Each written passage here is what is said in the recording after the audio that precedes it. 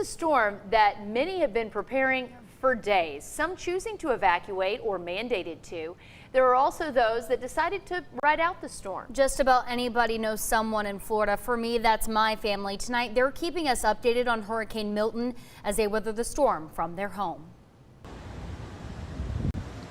Power just went out. Hurricane Milton showing its strength for those that stayed in the Sunshine State. I think the biggest piece, if we can just get those prayers for, safety and this thing moves quickly across the state and into the Atlantic, that is wonderful. Yep.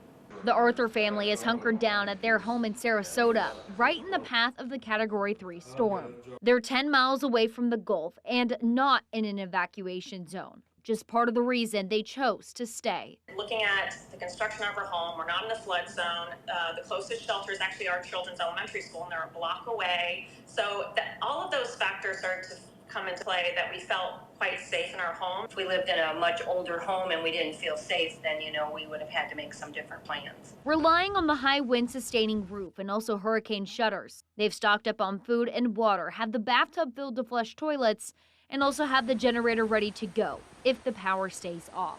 We have everything that we can at this point, and if we're uncomfortable with no power, then so be it. But as long as that roof stays on, we're going to be all right. Hurricane Milton has potential to be one of the strongest storms in 100 years, making the decision to stay or go a tough one. I'm a Florida native, so when you hear those words, it's certainly not something to take lightly. So, we did have that conversation just yesterday.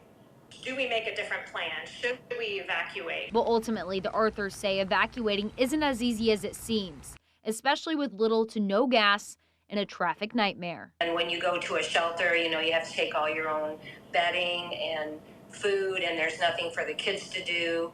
It's very hard.